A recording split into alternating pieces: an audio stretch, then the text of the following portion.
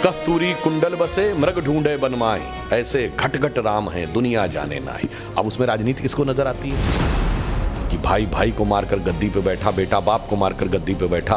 तो यहाँ एक ऐसा भी आदर्श है कि अगर पिता ने एक वचन दे दिया तो सारे राजपाट को छोड़कर वन में चला गया। शाहजहां ने लिखा कि तू जिंदा बाप को पानी के लिए तरसा रहा, तुझसे तो अच्छे वो काफिर हिंदू हैं जो पितृपक्ष में मरे हुए बाप को भी तर्पण देते हैं जाके।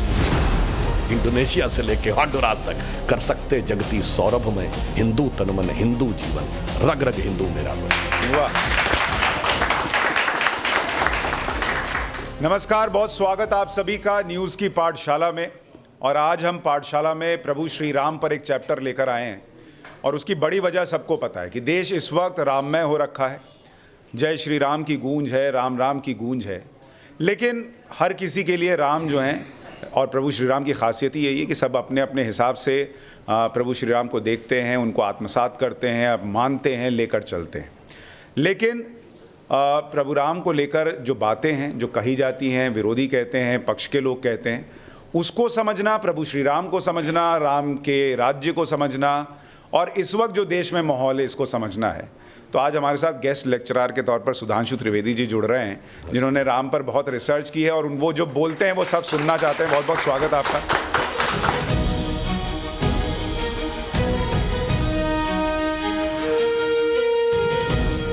देखिए, वास्तविकता में भगवान राम कभी चुनाव तो छोड़िए राजनीति के विषय नहीं हो सकते, भारत की अस्मिता का विषय है। राम शब्द का अर्थ होता है रमन्ते इति रामः, वह तत्व जिसमें संपूर्ण ब्रह्मांड, संपूर्ण सृष्टि रमी है, सेटल्ड है, वो राम है। और उसको कोई हाईजैक कैसे कर सकता है? उसको तो ये कहा जाता हरि व्यापक सर्वत्र समाना और प्रेम से प्रकट होए मैं जाना। प्रेम करिए, यहीं प्रकट हो जाएंगे। जैसे आप अपने टीवी पे देखते हैं ना, एलईडी क्रिस्टल्स का पैटर्न है ना, जो चैनल आप देखना चाहते हैं बटन दबाइए, फ्रीक्वेंसी एलईडी क्रिस्टल्स की चेंज होती है, सामने दिख जाता है। अपने मन की फ्रीक्वेंसी चेंज करिए। कस्तूरी कुंडल बसे मृग ढूंढे बनमाई, ऐसे घट घट राम हैं दुनिया जाने नाई। अब उसमें राजनीति किसको नजर आती है? राजनीति उनको नजर आती है जिन्होंने कि इस देश के संविधान निर्माताओं ने संविधान की मूल प्रति में भगवान राम का चित्र, जानते हैं कौन से चैप्टर पे है? Fundamental rights. इसका मतलब संविधान निर्माताओं का भाव था कि हमारे मूल अधिकार एक मर्यादा से प्रेरित और मर्यादा से नियंत्रित होने चाहिए, जो भगवान राम की मर्यादा थी। परंतु अफसोस, जब उस पर राजनीति करने का प्रयास किया गया तब यह हुआ। हमारा राजनीति से कोई लेना नहीं, हम जब 2 सीटों वाली पार्टी थे, सपने में गुमान नहीं था कि कभी हमारी जिंदगी, मतलब आप मोदी जी की जनरेशन छोड़ दीजिए, वो अटल जी वाली जनरेशन छोड़ दीजिए, हमें नहीं गुमान था कि हमारी जिंदगी में कभी वो दिन आएगा कि केंद्र में हमारी स्पष्ट बहुमत की सरकार होगी। तब भी हम राम के साथ उतनी ही भक्ति से खड़े थे जितना 303 के साथ खड़े थे। जो लोग भगवान राम को एक पर्टिकुलर विचार, एक पर्टिकुलर व्यवस्था से जोड़ना चाहते हैं, तो मैं याद दिलाना चाहता हूं, इस दुनिया में एक ही देश है जहां के नेशनल ब्रॉडकास्टर पर डे रामायण आती है। वह है इंडोनेशिया, दुनिया का सबसे बड़ा मुस्लिम देश, जहां भारत से भी अधिक रामलीलाएं खेली जाती हैं प्रतिशत के हिसाब से, जनसंख्या के प्रतिशत अगर देख लें, और सारे के सारे पात्र मुस्लिम होते हैं। वह है दुनिया का सबसे बड़ा मुस्लिम देश इंडोनेशिया। अगर कोई एक ऐसा देश है जहां की फर्स्ट लेडी मानती है कि उनकी वंशावली भगवान राम से है, तो वो है कोरिया। और जाके चेक करिए, कोरिया में 60% लोग नास्तिक हैं। अगर कोई एक देश है जहां का राजा होल्ड करता है title king Rama the 10th, जो इससे पहले थे भूमि बल अतुल्य तेज किंग रामा द 10th, वो है थाईलैंड। वो हिंदू देश नहीं है, आप ये समझिए। और वेस्ट में चले जाइए तो जॉर्डन रिवर के वेस्ट बैंक पे एक बहुत बड़ा शहर है राम अल्लाह। अल्लाह समझ में आता, उसमें राम कहां से आ गया। अब उसके बाद अगर आप देखें तो फ़राहों की डायनेस्टी जहां से शुरू होती है, जाके चेक कर लीजिएगा। पहला राजा का नाम है RAMSES, राम से। राम कहाँ से आया? मैं किसी के ऊपर आक्षेप नहीं लगा रहा हूँ, आप खुद सोचिए।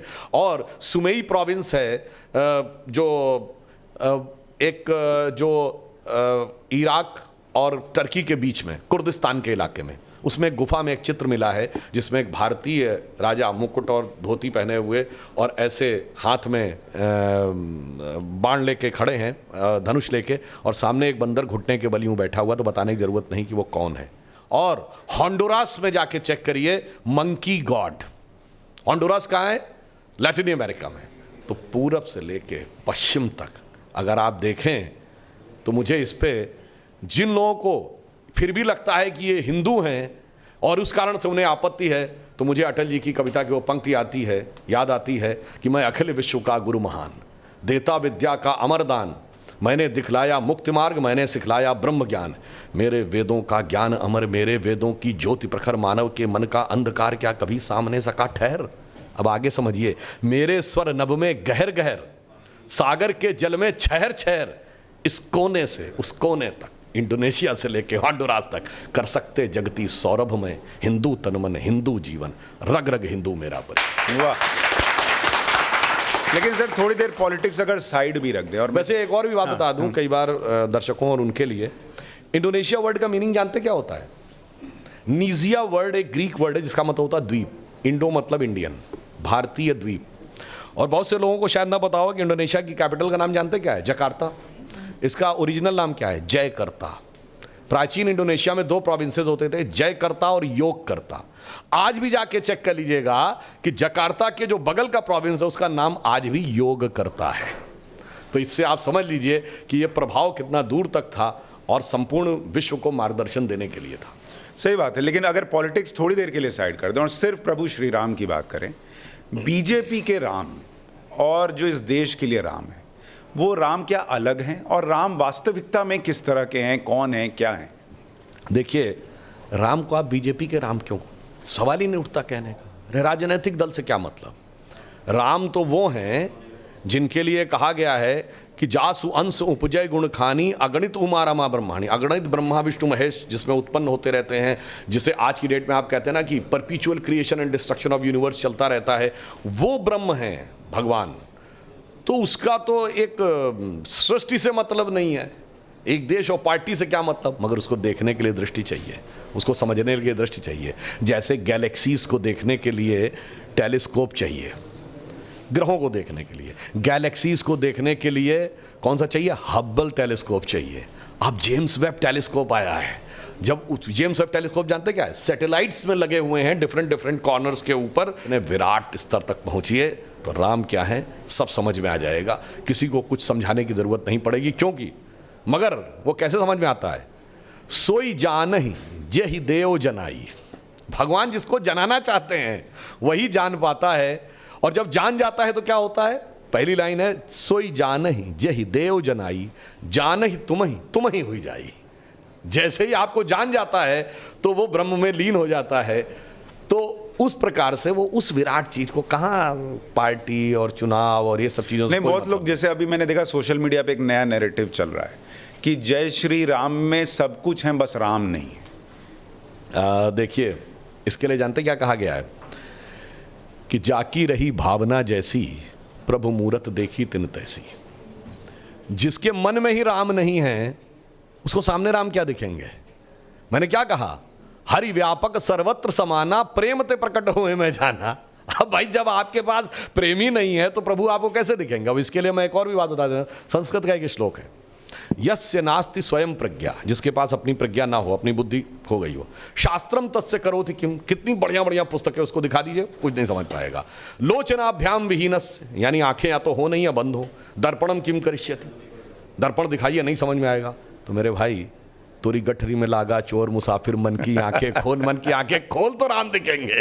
नहीं, पर जैसे ममता बनर्जी का कहना है कि सिया राम होते थे, आप लोगों ने जय श्री राम डाला, ये आक्रामक रूप है।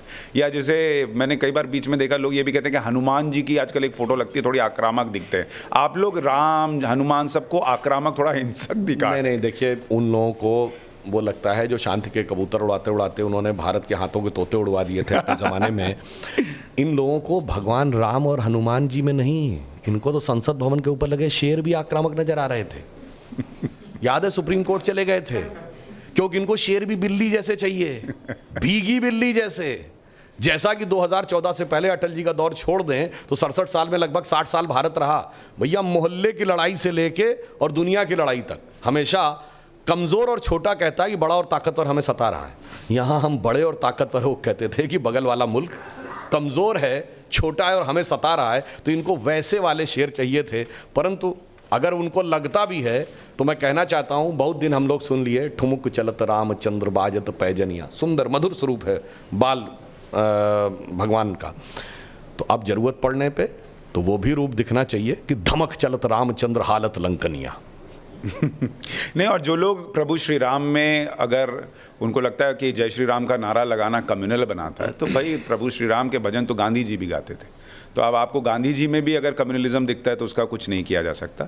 लेकिन जब हम प्रभु श्री राम का जिक्र कर रहे हैं, आपने कई बार इसके बारे में कहा भी है कि जो संयोग है वो आपको देखना होगा कि प्रभु राम को, इस रामलला को मंदिर तक लाने का जो आंदोलन रहा और उस दौरान जो जो चीज़ें हुई वो इस देश की किसी किसी घटना से जुड़ी हुई हैं।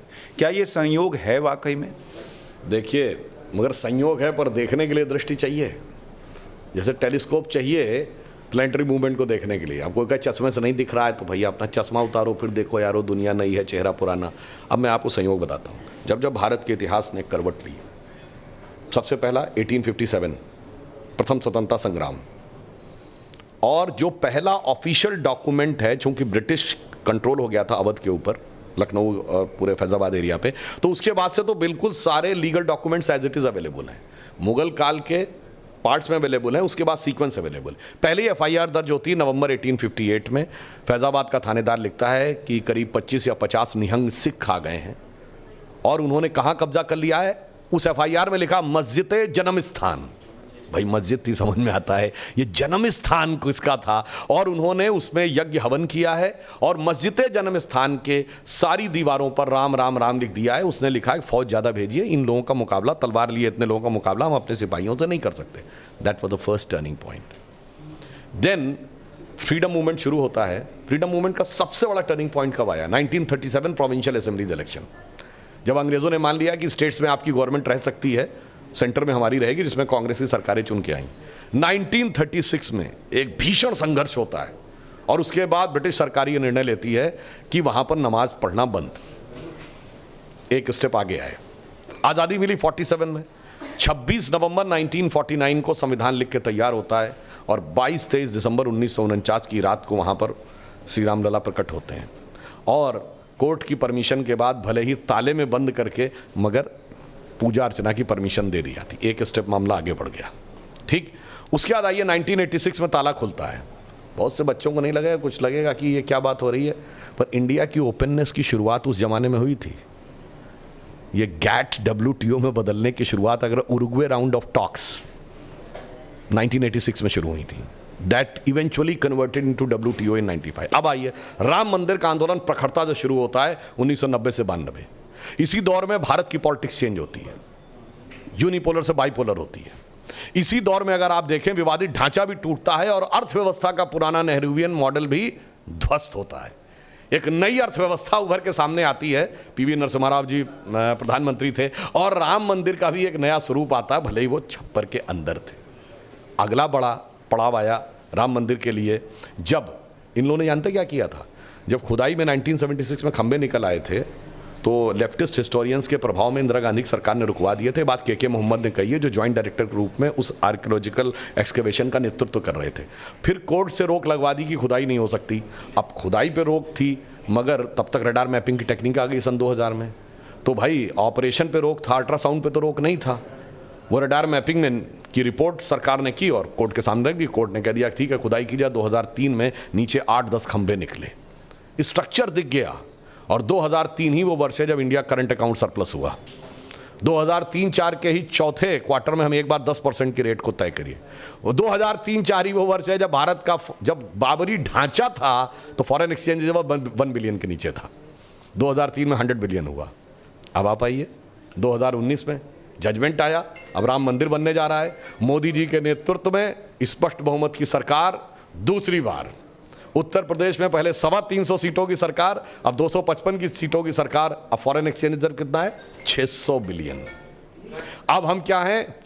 सबसे हाईएस्ट फास्टेस्ट गोइंग अर्थव्यवस्था है 7.8% के साथ। तो मैं तो कह रहा हूं, ये प्रभु की माया को समझो। तो जब भगवान जागृत हो रहे थे तो ये राम मंदिर के लिए कहते थे ना, रामलला हम आएंगे, मंदिर वहीं बनाएंगे, तारीख नहीं बताएंगे। जनाब, ये राम मंदिर कोई इमारत नहीं थी और तारीख कोई डेट नहीं थी। तारीख थी भारत की काल चक्र की गति में ऊपर उठना। और अब देखिए, अब तो ऐसी तारीख आई है कि आपको पता अंग्रेजों के ज़माने का सीआरपीसी भी कैंसिल हो गया। वो जो आप लोग फिल्मों में डायलॉग सुनते थे, तारीख पे तारीख, तारीख पे तारीख, अब वो बंद कर दिया गया। अब ये हुआ भाई, चार्जशीट के बाद 90 दिन में केस शुरू करना ही पड़ेगा। अगर जज साहब ने जजमेंट, मतलब हियरिंग कंप्लीट हो गई, 14 दिन में जजमेंट सुनाना पड़ेगा। जजमेंट सुनाने के बाद 1 हफ्ते के अंदर सजा सुनानी पड़ेगी। अगर किसी को मर्सी पिटीशन करना है तो 30 दिन के अंदर करना पड़ेगा। यानी सोचिए, जब तारीख आई है तो तारीख पे तारीख की बात भी तारीख में कहीं गुम होती नजर आ रही है। क्या बात है, बहुत बढ़िया। लेकिन सुधांशु जी, आपने बड़े शानदार तरीके से बताया कि जब जब प्रभु श्री राम से जुड़ा हुआ कोई काम आगे बढ़ा तो ये देश भी आगे बढ़ा। भगवान राम का राज्याभिषेक क्या सीधे हो गया था क्या? नहीं, पहले राजा राम को वनवासी राम बनना पड़ा था। छल के साथ उनका राज्य छूट गया था। हमें भी सत्ता बहुत पहले मिल जानी चाहिए थी, छूट गई थी। फिर क्या हुआ था? पहले हुआ था निषाद राज का राज्याभिषेक, माता शबरी का सम्मान, सुग्रीव का राज्याभिषेक। अर्थात भगवान राम यदि केवल रावण वध के लिए ही जन्म लिए थे तो बहुत आसान था, अयोध्या के राजा के रूप में जाते, अयोध्या से न लेके मार देते, उससे धर्म नहीं स्थापित होता। पहले राजा राम वनवासी राम बने, फिर गिरकंदराओं में रहने वाले लोग, वनों में रहने वाले लोग, वानर, रीछ, भालू, अर्थात समाज के सबसे कोने में रहने वाले सबको संगठित किया और उस समय की विश्व की सबसे बड़ी शक्ति को परास्त किया और सबको राज्य सत्ता में स्थान दिया। अब आप बताइए, जब जजमेंट आया 2019 में, अब हम लोगों ने भी जब 9 नवंबर 1989 को शिलान्यास करवाया था तो पहली ईंट कामेश्वर चौपाल से रखवाई गई थी, जो आजकल के हिसाब से तथाकथित, क्योंकि हम किसी को निम्न नहीं मानते, तथाकथित निचली जाति के थे। उसके बाद जब जजमेंट आया 2019 में तो हमारे राष्ट्रपति कौन थे? श्री रामनाथ कोविंद, जो अनुसूचित जाति वर्ग से हैं। और हमारे प्रधानमंत्री कौन है? मोदी जी, जो पिछड़े वर्ग से हैं। तो जो राम के काल में हुआ कि सबको साथ में लेकर और सबको समाज में सम्मान स्थान देते हुए तब राम का राज्याभिषेक हुआ, वही राम मंदिर के काल में भी हो रहा है। परंतु देखने वालों को इस नज़र से समझने की आवश्यकता है। तो यहाँ से आपको लगता है कि प्रभु श्री राम की कृपा और बरसेगी, देश और गति पकड़ेगा? मेरा मानना है कि प्रधानमंत्री जी ने कहा था कि ये 25 वर्ष का समय अमृत काल है, यानी जब हमारे 75 वर्ष स्वतंत्रता के पूर्ण हुए और 100 वर्ष तक जाएंगे। ये अमृत काल युवाओं के लिए है, क्योंकि 25 वर्ष बाद हम लोग तो बूढ़े हो गए होंगे। ये बच्चे जो हैं ये आगे किसी महत्वपूर्ण स्थान पर बैठ के काम कर रहे होंगे और देश के लिए योगदान दे रहे होंगे। अभी तो अमृत काल का पहला ही साल था, यानी अमृत काल का उषा काल है। अभी आगे क्या होगा, और ये काम मैं आज की पीढ़ी को बताना चाहता हूँ, इतना आसान नहीं था। जब राम मंदिर शुरू हुआ तो थोड़ी था कि टाइटल सूट है, मुकदमा लड़ लो। कहीं पहले राम हुए थे कि नहीं, पहले ये बताओ, या अयोध्या यही थी कि नहीं बताओ, अगर थी भी तो ये बताओ कि यहीं पे हुए थे कि नहीं। याद है एक नेता बोले थे कि इतने 1000 कमरे थे तो यहीं पे हुए थे कि नहीं। तो साहब, उस जमाने में हम लोगों को याद है जिस ढंग का क्रूर और अत्याचार हुआ था, क्रूरता, तो ये ऐसा था जैसे कि कोई पत्थर में अंकुर उगा देना हो। तो अब जो आप कह रहे हैं ना, आगे क्या होगा, आगे भारत का स्वर्णिम भविष्य उठता हुआ नजर आ रहा है।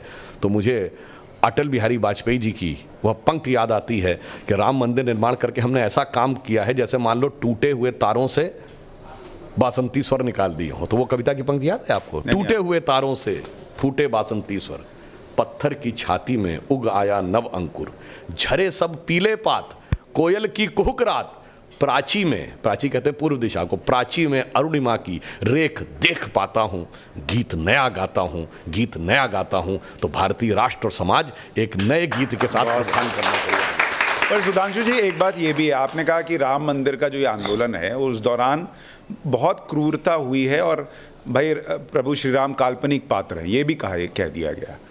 राम सेतु है नहीं है कौन जानता है, ऐसी बातें हुई और पता नहीं क्या क्या, और 10 तरह के सबूत मांगे गए। दूसरे धर्मों में नहीं मांगे जाते, मांगने के लिए उधर भी बहुत कुछ है लेकिन नहीं मांगे जाते। आज भी ये काम हो रहा है। कहा जाता है भाई रामचरितमानस को गालियां पड़ रही हैं, प्रभु श्री राम के लिए एक तरीके से कहा जाता है कि भाई वो सबको साथ में लेके नहीं चले, वहाँ भी भेदभाव था। जो युवा पीढ़ी बैठी है, रामचरितमानस को लेकर जो विवाद है, सनातन को लेकर जो विवाद है कि ये तो बीमारी है, ऐसा है क्या? देखिए, मैं ये कहना चाहता हूँ, पहली बात तो जो लोग कहते हैं कि भगवान राम काल्पनिक थे, तो मैं सिर्फ एक बात बताना चाहता हूँ, उनकी 39 जनरेशन्स पहले का उल्लेख है, 73 जनरेशन्स बाद का डॉक्यूमेंट्री एविडेंस है। इसके बाद ये हुए, इसके बाद मैं विनम्रता से कहना चाहता हूं, दुनिया में जितने भी दूसरे धर्मों के भगवान या भगवान के प्रतिनिधि हैं, किसी की भी इतनी लंबी वंशावली नहीं अवेलेबल होगी कि 39 जनरेशन बिफोर और 73 बाद। और आज भी ऐसे लोग हैं जो ये बताते हैं कि वो उनकी वंशावली में, और सबसे प्रिसाइज टाइम भी है जो मैं पहले भी बोल चुका हूं कि ये बताइए कि अगर आपसे पूछा जाए कि व्हाट इज टाइम, आप कहेंगे इस समय शाम का इतना बजा है, ये तो लंदन में कुछ और है, न्यूयॉर्क में कुछ और है, टोक्यो में कुछ और है, तो आपने एक स्टैंडर्ड जीएमटी बनाया, ग्रीनिच मीन टाइम। बट अगर आपसे पूछूं कि absolute measuring parameter of time, वही जो आइंस्टीन की चौथी डायमेंशन है, जो इक्वली एप्लीकेबल ऑन अर्थ और मून, ऑन मार्स और any point in the space in solar system, it is only and it can only be the relative positions of planet. और भगवान राम की तो वो दी हुई है, कर्क राशि में गुरु था, मकर राशि में मंगल था, तुला राशि में शनि था, सारी चीजें दी हुई हैं, बाकायदा एग्जैक्ट टाइम दिया हुआ है। और नासा ने जब प्लैनेटोरियम सॉफ्टवेयर में डाला था 7114 ईयर्स बिफोर का आ भी गया था, उसके बाद भी किसी को ये समझ में आए, फिर भी अगर किसी को ये कोई बीमारी की बात लगती है, तो मैं याद दिलाना चाहता हूँ, केवल पूजा में जो चीज़ें यूज़ होती हैं, एकदम आप एब्सोल्यूट साइंटिफिक टर्म में आ जाइए। पूजा में यूज़ होने वाली हल्दी स्ट्रॉन्ग एंटीसेप्टिक है, इसका पेटेंट है, किंतु परंतु का स्कोप नहीं है। तुलसी स्ट्रॉन्ग इम्यूनो बूस्टर है, एंटीऑक्सीडेंट है, इसका पेटेंट है। पीपल का पेड़ सबसे ज़्यादा कार्बन डाइऑक्साइड एब्जॉर्ब करता है, ये बाकायदा साइंटिफिकली प्रूवन है। गाय का दूध, A2 मिल्क जिसमें गुड कोलेस्ट्रॉल अधिक है और बैड कोलेस्ट्रॉल कम है, ये प्रूवन है। गंगा जल ऑक्सीजन कंटेंट सबसे ज़्यादा है, ये प्रूवन है। तो साहब, जो चीज़ें पूजा में प्रयोग होती हैं वो तो डिजीज़ को समाप्त करने के लिए हैं। फिर भी किसी के दिमाग में डिजीज़ घुस गई हो तो इसका मतलब वायरस उसके दिमाग में घुस गया। और जानते कौन सा वायरस है? यह है एम वायरस। एम मतलब Marxist virus of 19th century, Macaulay virus of 19th century और Marxist virus of 20th century. और वैसे कोई और भी जो आप लोग सोच रहे होंगे, हो सकता वो भी ठीक हो, मैं उससे इनकार नहीं कर सकता, मगर इसका जो समाधान है वो भी एम फैक्टर है, वो है मोदी वैक्सीन। अच्छा, वैक्सीन के भी आपको पता है ना कि मतलब वो एक होती है फर्स्ट डोज, एक होती है सेकंड और फिर बूस्टर। तो बस बाकी समझदार लोग स्वयं समझ सकते हैं। तो मुझे ये भी बताइए कि जैसे बहुत सारा यूथ यहाँ बैठा हुआ है जिनके लिए अमूमन धर्म, मतलब स्पेशली मैंने देखा हिंदुओं में कि यूथ जो है वो धर्म से उतना कनेक्टेड नहीं होता। अरे यार, इसमें क्या साइंटिफिक है, ये पूजा करने से क्या हो जाएगा।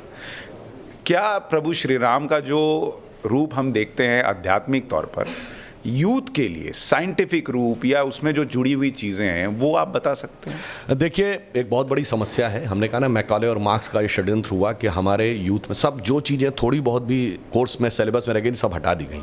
और मैं कहना चाहूँगा कि हिंदू धर्म और हिंदू फैमिली से जुड़े हुए, बल्कि सब लोगों के लिए मैं कहना चाहता हूँ, हिंदू फैमिली के जुड़े हुए धर्म, यानी जो हिंदुइज्म से निकले, सिख है, जैन है, बौद्ध है, जो हिंदू परिवार के ही हैं, सब अपने अपने धर्म ग्रंथ पढ़िए, सारा फंडा अपने आप क्लियर हो जाएगा। ये बहुत बड़ा जो आपके दिमाग में स्टीरियोटाइप बना दिया गया, वो सारी चीज़ें समाप्त हो जाएंगी। भगवान राम के लिए तुलसी ने लिखा है कि कहत परम पुनीत इतिहासा, अंतिम जो चौपाई है, सवन ही हो तो सकल भ्रमनाशा, सुनिए तो सारा भ्रम का नाश हो जाएगा। जैसे मैं एक छोटी सी बात बताना चाहता हूँ। कभी आपने ये बात, यद्यपि मैं पहले भी बोल चुका हूँ, आप बताइए भगवान राम 4 ही भाई क्यों थे? 3 या 5 क्यों नहीं? और अगर 4 भाई थे तो लक्ष्मण ही क्यों राम के साथ जाएंगे वन में, और भरत ही खड़ाऊ रख के शासन क्यों करेंगे, और शत्रुघ्न ही अयोध्या में क्यों रहेंगे? क्योंकि 4 भाई 4 पुरुषार्थ के प्रतीक हैं, धर्म, अर्थ, काम, मोक्ष। भगवान राम धर्म है, शत्रुघ्न अर्थ हैं, लक्ष्मण काम है और भरत मोक्ष हैं। अब देखिए साहब, धर्म के साथ काम यानी कामना यानी इच्छा सदैव संयुक्त रहनी चाहिए, इसलिए लक्ष्मण सदैव साथ में रहेंगे।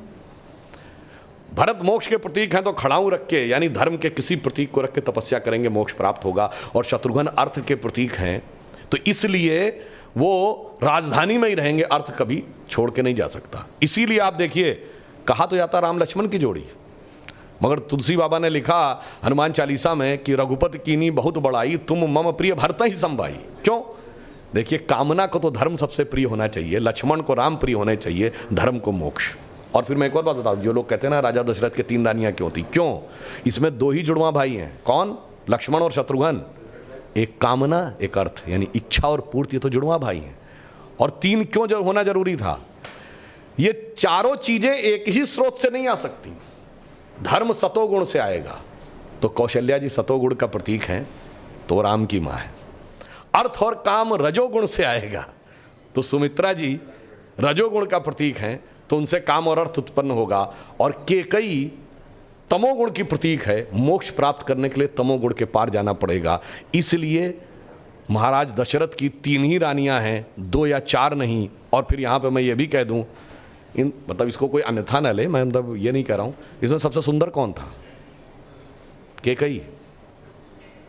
तमोगुण सबसे आकर्षक होता है, और अक्सर उसी के पीछे बहुत सारी अनिष्ट की संभावनाएं भी छुपी रहती हैं। तो मैं कह रहा हूं, अगर थोड़ा सा गौर से पढ़ोगे तो एक एक चीज में इतना गहरा अर्थ निकलेगा कि फिर अगर एनी बेसेंट ने कहा था कि for 40 years I have studied a religion by the name of Hinduism, the more you study, the more you love it, the more you get involved, more you respect it, तब जाके धीरे धीरे समझ में। बहुत बढ़िया।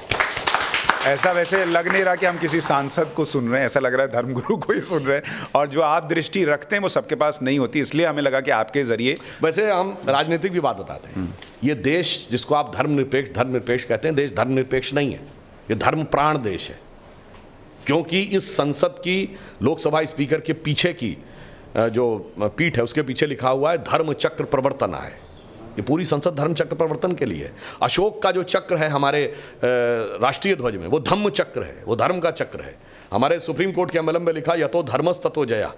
और जिसको कोई कंफ्यूजन हो, तो इस देश में जब जब बड़ा कोई आंदोलन खड़ा हुआ है तो उसके मूल में धर्म था। 1857 में खुद ही लोग कहते हैं ना कि कारतूसों को लेके गाय की चर्बी के कारतूस और सुअर की चर्बी के कारतूस कहता है। उसके बाद इस देश में सबसे पहले चेतना किसने पैदा की?